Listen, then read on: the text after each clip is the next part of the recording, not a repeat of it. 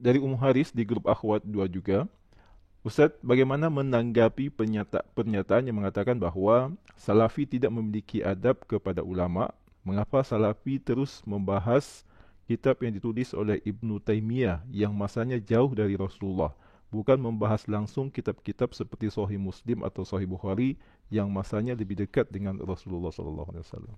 Jadi begitu pertanyaannya ya.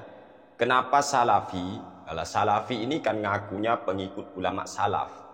Akan tetapi kenapa orang-orang yang ngaku Salafi itu malah membaca atau mempelajari kitab-kitab yang dikarang oleh Imam Ibnu Taimiyah?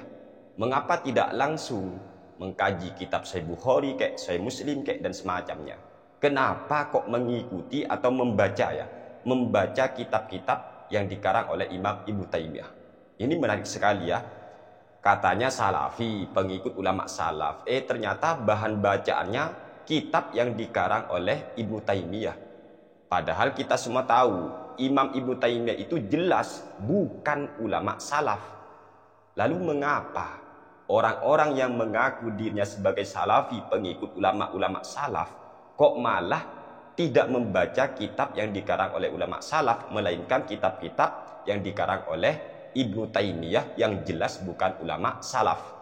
Lah, setelah mendapat pertanyaan ini, ternyata seorang ustadz kaum Wahabi itu menjawab begini ya.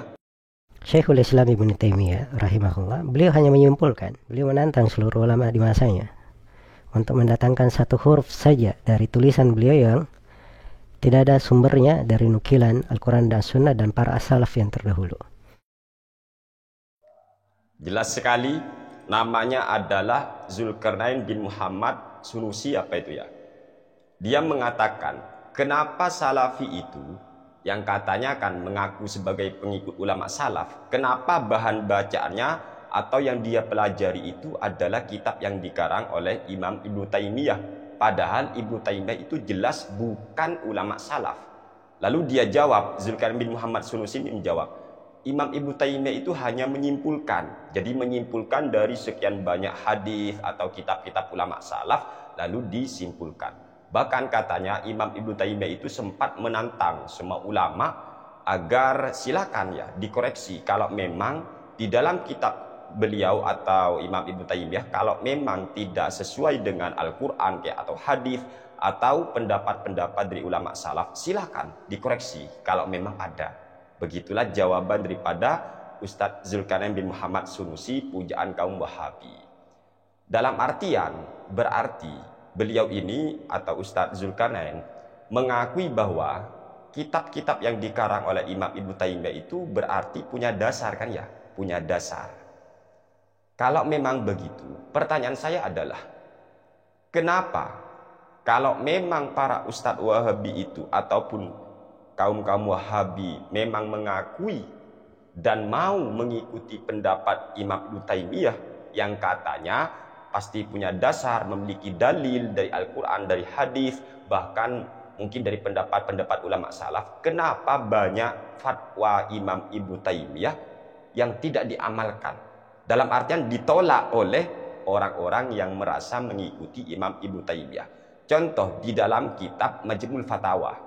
Dalam kitab Majmu'ul Fatawa yang dikarang oleh Imam Ibnu Taimiyah, sangat jelas di sana kan, Imam Ibnu Taimiyah menyatakan wa tanaza'un fi wusulil a'malil badaniyati kasomi was salati wal qiraati was-sawabu annal jami'a yasil ilaihi.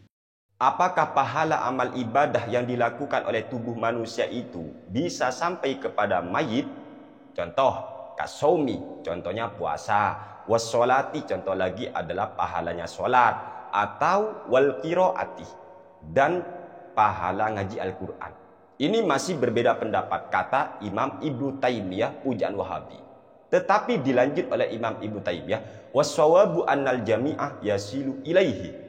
Pendapat yang benar adalah semua pahala yang dilakukan oleh tubuh manusia, baik pahalanya puasa, atau pahalanya sholat, atau pahalanya ngaji Al-Quran, yang benar adalah semua pahala tadi sampai kepada mayit. Itu pendapat Imam Ibnu Taimiyah yang ada di dalam kitab Majmu'ul Fatawa. Kenapa? pendapat ini tidak diamalkan. Katanya semua apa yang ditulis oleh Imam Ibnu Taimiyah dalam kitabnya itu kan katanya berdasarkan Al-Quran atau hadis atau fatwa-fatwa daripada ulama-ulama salaf. Kenapa? Malah banyak orang Wahabi yang malah mengingkari, malah menuduh bid'ah, menuduh sesat orang yang ngaji Al-Quran yang kemudian pahalanya dihadiahkan kepada mayit orang Islam. Padahal jelas Imam Ibnu Taimiyah menyatakan wassawabu annal jami'ah yasilu ilaihi. Pendapat yang benar pahala bacaan Al-Quran itu akan sampai kepada mayit. Dan sangat banyak sekali di dalam kitab Majmu'ul Fatawa itu yang mana fatwa Imam Ibnu Taimiyah jelas ditolak oleh para kaum Wahabi. Banyak itu. Contoh, Imam Ibnu Taimiyah itu tidak pernah membid'ahkan, tidak pernah mempersoalkan sholat tarawih qiyamul Ramadan sebanyak 20 rakaat atau 23 sak witirnya. Tidak dipersoalkan oleh Imam Ibnu Taimiyah. Bahkan kata Imam Ibnu Taimiyah semua itu benar.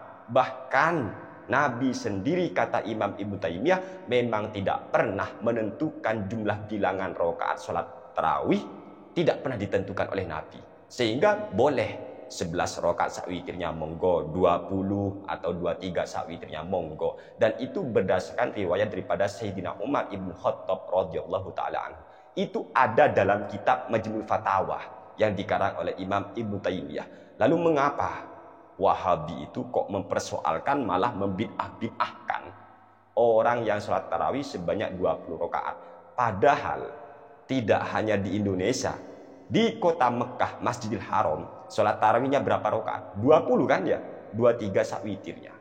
Kenapa Wahabi itu masih ngotot? Itu bid'ah, itu tidak sesuai dengan sunnah. Konsopobi, ayo katanya mau menyanjung Imam Ibnu Taimiyah.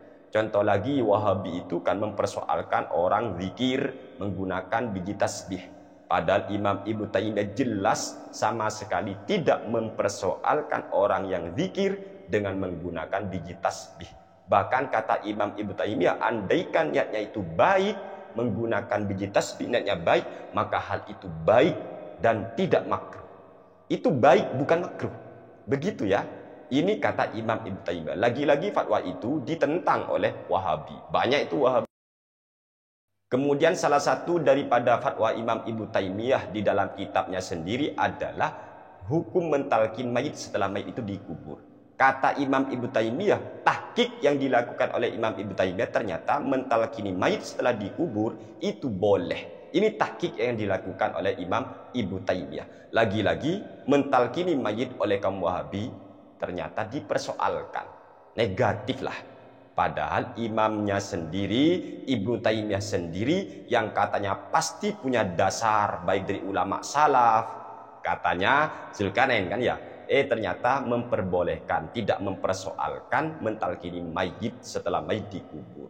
Terlalu banyak sebenarnya kalau kami mau ungkap semua fatwa-fatwa daripada Imam Ibnu Taimiyah yang ada dalam kitab-kitab Imam Ibnu Taimiyah sendiri. Ya, contoh lagi adalah ketika Imam Ibnu Taimiyah berbicara tentang masalah tawassul. Di sana beliau mengutip fatwa daripada Imam Ahmad bin Hambal.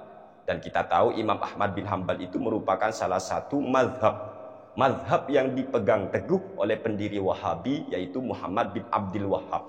Dalam salah satu kitabnya, Muhammad bin Abdul Wahhab ini, contoh yang ada dalam kitab Ar-Rasail Syakhsiyah, ini karya daripada Muhammad bin Abdul Wahhab, pendiri Wahabi. Katanya, kata Muhammad bin Abdul Wahhab, wa amma madhabuna fa madhabul imami Ahmad ibn Hambal, imami ahli sunnah. Madhab kami adalah madhabnya Imam Ahmad bin Hambal, imamnya ahli sunnah.